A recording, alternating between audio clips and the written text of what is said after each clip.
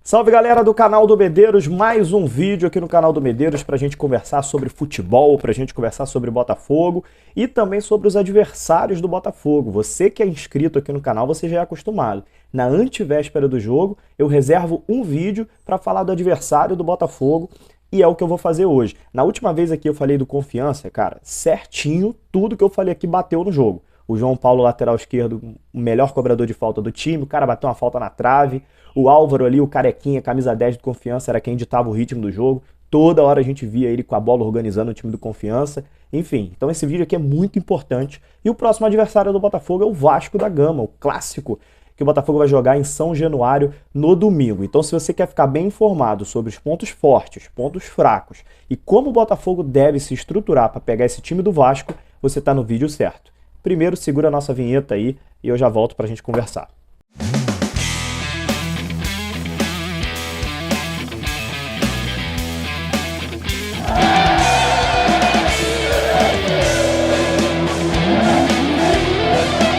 Voltando aqui para a gente conversar sobre Botafogo e Vasco, esse jogo de domingo que vai definir muita coisa nesse Campeonato Brasileiro da Série B. Primeiro, dizer que meu nome é Matheus Medeiros, jornalista, setorista do Botafogo, e aqui no YouTube, no Instagram, no Twitter, eu tô lá como Canal do Medeiros, @Canal do Medeiros, para você que quiser ser inscrito aqui no YouTube, quiser seguir nas outras redes sociais, a gente tá sempre com esse user, @Canal do Medeiros, beleza?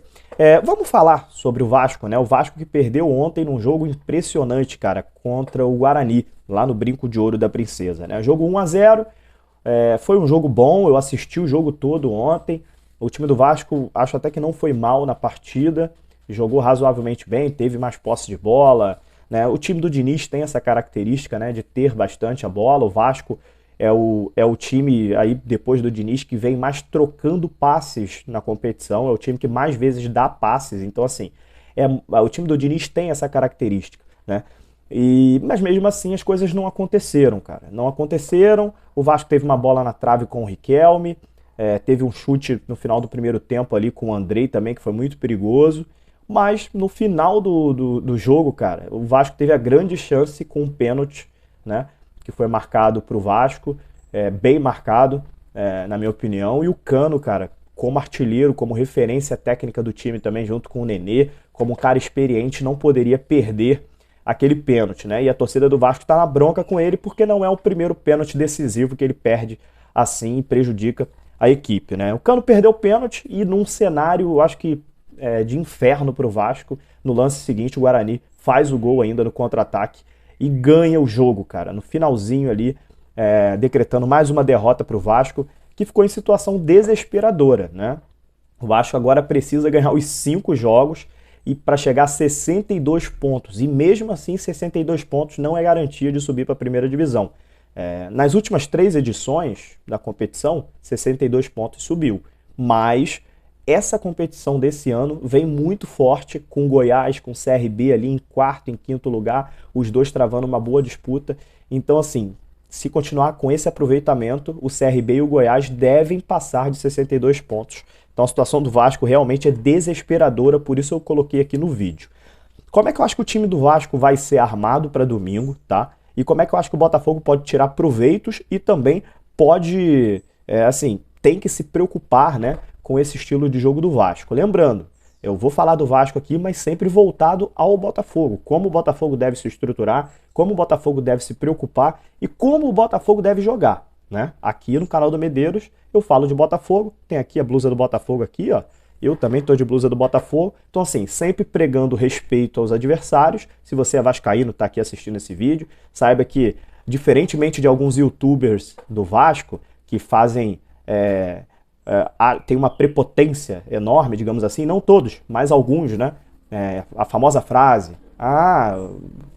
Vasco, incrível, Vasco não pode ficar atrás desse time medíocre do Botafogo, essas aspas aí que estão virando memes por aí, você não vai encontrar por aqui, cara, não vai encontrar porque, assim, respeito a instituição Vasco da Gama, respeito todas as instituições, eu tenho muitos seguidores cruzeirenses aqui, depois que eu fiz um vídeo do Cruzeiro, a galera curtiu muito, mas eu sou bem sincero, vou falar os pontos fracos e os pontos fortes que eu acho e que eu analisei do Vasco da Gama e o que o Botafogo precisa fazer. Primeiro, dizer o seguinte, cara, o Vasco entrou em campo ontem com o Lucão no gol e aí já é uma estratégia do Fernando Diniz, né? Claramente ele gosta de um goleiro que saiba jogar com os pés, que tem certa técnica, então foi uma primeira atitude do Fernando Diniz de mudar o goleiro, né? O Fernando Diniz tirou o Vanderlei, barrou o Vanderlei e colocou o Lucão no gol, que é um goleiro da base do Vasco, um goleiro novo, né? O Vanderlei tinha problemas, estava falhando bastante, também não saía muito do gol, a torcida do Vasco reclamava bastante que ele ficava preso dentro da baliza, né? E o Lucão já faz aquele jogo um pouco mais adiantado, sai bem do gol, relativamente bem do gol, né?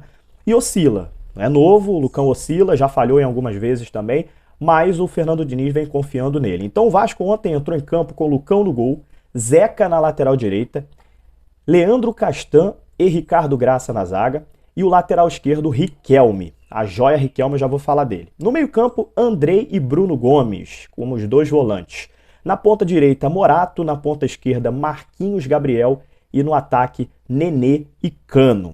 Beleza? Esse foi o time que o Vasco entrou ontem contra o Guarani. Beleza? Esse time do Vasco joga no 4-4-2, às vezes alterna para o 4-2-3-1. É a tática que o Fernando Diniz utiliza, com o Nenê e o Cano sendo os dois jogadores mais avançados, mais próximos do gol do adversário. E o Nenê, a gente sabe muito bem que é a liderança técnica do time. E também a liderança ali de gestão de pessoas, né? O Nenê é um cara ali que tem muita liderança dentro do elenco, contagia realmente os outros jogadores. No entanto que, claramente, o aproveitamento do Vasco sobe muito quando o Nenê está em campo. Não só joga bola, mas como também tem um papel de liderança muito importante o Nenê. O Nenê vai jogar contra o Botafogo, então a gente deve ter praticamente esse time, mas eu coloquei aqui no vídeo o seguinte: desfalque importante. Riquelme, lateral esquerdo, está suspenso e não jogará esse clássico. E cara, isso é um desfalque muito importante para o Vasco e eu vou dizer o porquê. No estilo de jogo do Fernando Diniz, o Riquelme vai fazer muita falta. Não só porque o Riquelme é um bom jogador, uma boa promessa, é um jogador que eu acho que vai despontar aí no futebol brasileiro, ele é muito habilidoso, mas para o estilo de jogo que o Fernando Diniz gosta de implantar. Ele vai fazer muita falta. O Zeca é um jogador que joga tanto na lateral direita quanto na lateral esquerda, mas ele não faz uma temporada boa. A torcida do Vasco vem reclamando muito. O Diniz, quando ele chegou, ele colocou o Zeca na lateral direita, ele estava jogando na esquerda, e ele colocou ele na lateral direita com o seguinte propósito: ele queria dar amplitude, profundidade aos laterais do Vasco. Então, ele coloca o Riquelme, sobe o Riquelme, para o Riquelme jogar, ir à linha de fundo, fazer as jogadas de habilidade e bota o Zeca na direita para o Zeca tentar fazer o mesmo. Só que o Zeca é um estilo de jogador que ele traz para dentro. Tanto na esquerda, quando ele está jogando na esquerda, ele corta para o meio, que é o pé bom dele, né? Apesar de jogar na esquerda, ele é destro, né? O Zeca, naturalmente, é esse tipo de lateral que dificilmente vai à linha de fundo. Então o Zeca tem esse problema. Então o Vasco vai ter um problema para armar essa equipe. Muito provavelmente ele deve voltar com o Zeca para a lateral esquerda e colocar o Léo Matos na lateral direita. Então o Vasco vai ficar com dois laterais que não têm âmbitos ofensivos muito bom, em relação à profundidade, em relação à habilidade até. O Zeca na esquerda fatalmente vai ficar cortando para o meio e tentar o cruzamento ali no último terço do campo. O Léo Matos é um jogador de imposição física, um cara forte, um cara que tem até aspectos defensivos melhores que ofensivos. Ele chega com força ao ataque, mas não é um jogador tão habilidoso. No entanto que às vezes ele já foi utilizado até de zagueiro. Então o Vasco perde muito com o Riquelme fora no jogo de domingo contra o Botafogo. Cara, é um desfalque importantíssimo para o Vasco. E o Botafogo tem que saber se aproveitar disso. O Botafogo tem que colocar um jogador nas costas do Zeca, tem que colocar o Ronald, ou então o próprio Varley nas costas do próprio Zeca lá, para jogar em cima desse desfalque do Vasco. É isso que eu acho que o Botafogo tem que fazer. No meio-campo, o Vasco vai com o Bruno Gomes, o Andrei, e isso, obviamente, se o Fernando Diniz não mudar totalmente a estrutura do time, que eu acho difícil, tem muito pouco tempo para treinar. O jogo foi ontem, domingo já tem jogo de novo. Eu acho que ele deve repetir a escalação. Bruno Gomes como volante, Andrei, o Andrei é aquele jogador que faz mais a saída de bola, Bruno Gomes é um jogador mais de combate, um jogador mais de armação, então o Botafogo precisa ficar de olho no Andrei, que é contestado pela torcida do Vasco, mas é um jogador que faz a saída de bola razoavelmente bem, é um jogador que consegue fazer essa transição entre defesa e o ataque. E aí eu acho que vem um grande problema do Vasco. E aí, cara, assim, não falo do jogo de domingo, eu falo do Campeonato Brasileiro todo, do ano inteiro. O Vasco tem problemas com seus extremos, com seus pontas, né? Eu acho que o elenco foi mal montado pelo Pássaro, se me permite, se o torcedor vascaíno tá vendo aqui isso, cara, se me permite, o elenco foi mal montado e não é oportunismo, sabe por quê? O Vasco, ele montou um time sem pontas com características variadas. Hoje a gente tem o Morato, que é um canhoto que joga pela esquerda, pela direita, e a gente tem o Marquinhos Gabriel. Dois jogadores que, assim, Marquinhos Gabriel tem um certo nome, entre aspas, e faz uma temporada muito abaixo. Morato veio, reserva do Bragantino, destaque, tinha sido destaque há um tempo atrás, outra temporada muito ruim também. Então, assim, o Morato não é um jogador também ali na ponta direita que tá fazendo a diferença, um jogador que vem driblando, vem tentando ganhar profundidade também. Então o Vasco já tem laterais que não tem profundidade. E aí coloca um canhoto na direita, que não dá profundidade, que também sempre corta pro meio. Então o Vasco dificilmente chega à linha de fundo dos adversários, principalmente pela direita. Então o Vasco tem muito problema com isso. O Vasco acaba sempre fazendo as jogadas por dentro, fazendo as jogadas pelo meio. E aí o time congestiona, o time adversário congestiona aquele setor, acaba com o Vasco, acaba com, com a principal arma do Vasco, que é aproximação, jogo por dentro, toques curtos, que é o que o Fernando Diniz estava tentando fazer. Os adversários perceberam isso, congestionam o meio de campo e aí conseguem geralmente travar esse jogo do Vasco. E Marquinhos Gabriel e Morato não vem fazendo boa temporada. Inclusive, eu acho até que a melhor opção ali seria o Peck, cara, que tá na reserva, que é o Gabriel Peck, que é um jovem jogador, que pra mim não é pra jogar ali nessa posição aberta. Pra mim ele é um jogador até pra jogar mais por dentro, mas que assim, meio que improvisado ali, eu acho que mesmo assim é um dos melhores pra aquela posição. Mas o Vasco deve ir com o Morato e Marquinhos Gabriel. E aí no ataque, Nenê e Cano. São dois jogadores experientes, dois jogadores que o Botafogo tem que tomar cuidado. O Nenê é a liderança, como eu já disse, do Vasco. E o Cano, cara, é um jogador que, apesar de todas as críticas que está recebendo por perder pênalti, é um jogador que você tem que ficar de olho sempre. É um jogador que, se demole, ele vai fazer o gol. Ele toca pouco na bola, mas geralmente ele toca uma vez e faz. Né? Vem num ano que não tá tão bom, né, o Cano, mas assim, a gente sabe da qualidade técnica do Cano e não tem como eu não fazer um vídeo aqui e alertar o Botafogo da qualidade dele. Né? O Cano vem aí com o psicológico abalado, perdeu o pênalti no último minuto, não tá nos dias melhores de sua confiança, mas é um jogador que o Botafogo vai precisar ficar de olho no Cano. Beleza? Então é isso, cara. Falei do Vasco, acho que o Botafogo precisa impor o seu jogo, mesmo em São Januário. O Botafogo vai fazer um clássico a gente sabe que é decidido nos detalhes, e eu acho que o Botafogo vai ter que saber aproveitar principalmente o psicológico. A torcida do Vasco vai para o jogo, o Vasco precisa ganhar todas as partidas, se quiser ter ainda uma mínima chance de subir, precisa ganhar os próximos 5 jogos, e o Botafogo precisa ter, cabeça.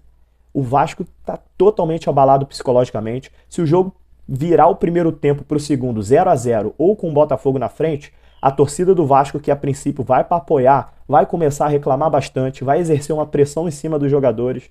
Então, assim, as coisas tendem a acontecer melhor se o Vasco perder a cabeça. E para o Vasco perder a cabeça, o Botafogo precisa fazer um jogo inteligente e o Anderson Moreira precisa trabalhar isso nos jogadores. Cadencia o jogo, deixa o Vasco se desesperar, não precisa o Botafogo ir para cima igual um maluco. O Botafogo pode controlar o jogo, vai passando o tempo, daqui a pouco o Vasco vai começar a ficar nervoso, aí o Botafogo mata. É isso que o Botafogo precisa fazer, na minha opinião, para vencer o Vasco em São Januário. Clássico é clássico e vice-versa, cara. Não tem favorito, acho que vai ser um jogo muito bem jogado, um jogo muito nervoso principalmente. E assim, Botafogo já esgotou seus 1.000 ingressos destinados à torcida visitante. E vamos falar de Botafogo amanhã. Hoje falei tudo sobre Vasco aqui, deixem seus comentários e também já aproveitem para deixar o seu palpite para o jogo de domingo. Beleza? É isso aí, até a próxima.